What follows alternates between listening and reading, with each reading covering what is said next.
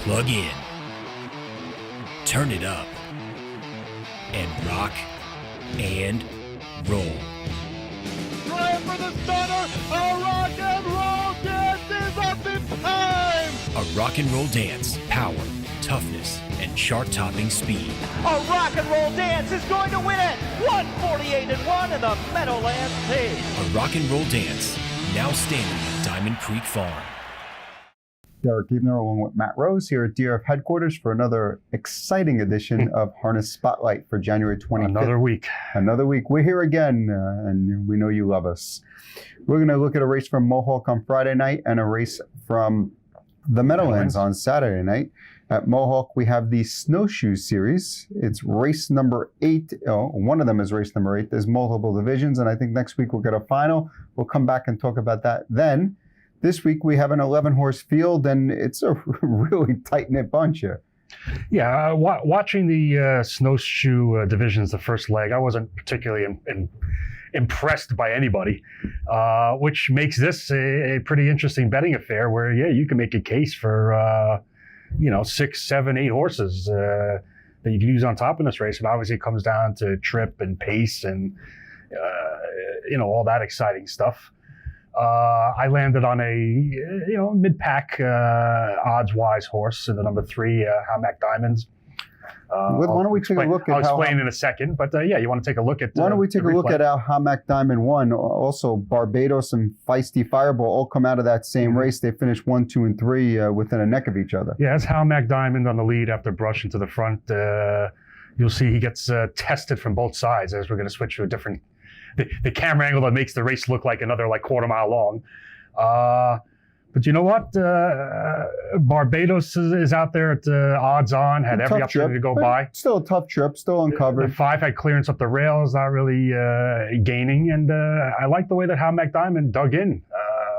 You know what? Attack from both sides. It was a nice second start to the season. Did not like the way he dug in because he jumped off to go to number 2, Bazinga, and Bob McClure picks up the drive.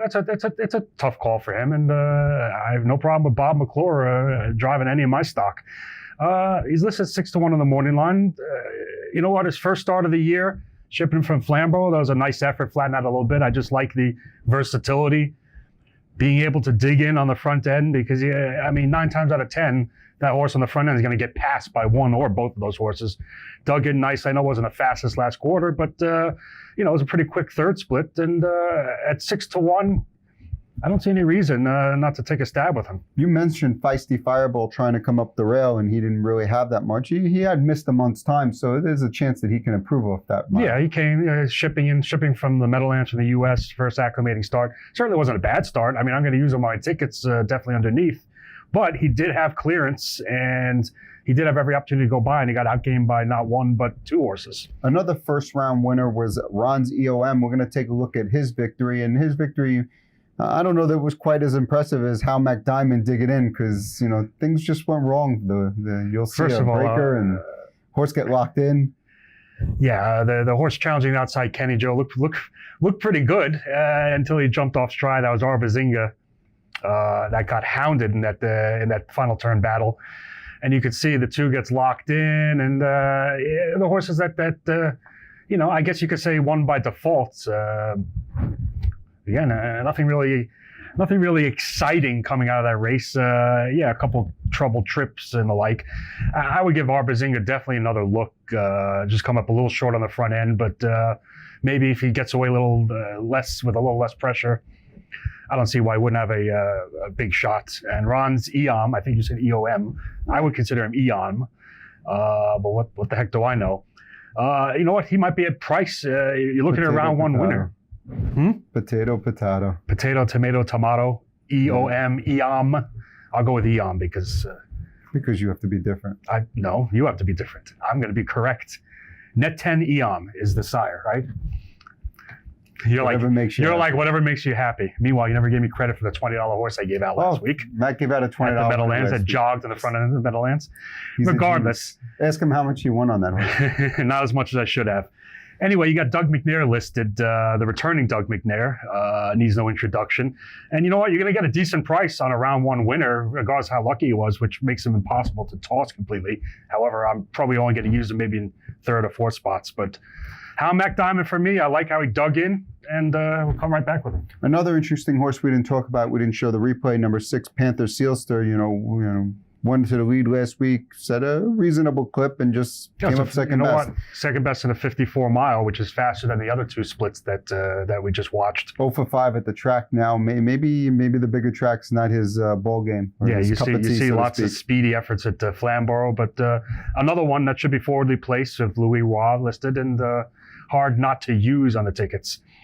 So for my top pick, I'm going to take a shot with number 4, Barbados. Was bet ridiculously heavy last week. 1 to 2. He shouldn't have been 1 to 2. Good 2-move effort. I can't take away the effort, but he raced well. Short. Uncovered the effort. He tried hard. He barely lost by a head. I mean, he really didn't do anything wrong. Moves inside. I don't see any reason why he can't be a little bit better. There's enough speed on the outside between Panther Sealster and some others where they could set it up and he could be sitting second over and get a good shot. Certainly a better price. You might be looking at 5 to 2, 3 to 1, something like that. So I'm going with Barbados, number 4. Matt is going with number 3, Hal McDiamond, in race 8 on Friday at Woodbine Mohawk Park. And we're going to move on to Saturday. Meadowlands, the preferred handicap, race number 7. We lose G's Joe this week as the top dog, and I don't know, does that leave K. Ryan Blue Chip or Constantly Sideways as the new king? How about Tuxedo Bay, who may be my top choice. I'll reveal that momentarily. Interesting 8-horse field. The one Divas Image is a mare entered in this race. By the way, she qualified spectacularly. I mean, just sat in, angled out in the stretch. She was loaded with pace. It was a really nice effort. But what are the intentions in this start? I mean, just getting a start. Deservedly assigned post 1 in this handicap race.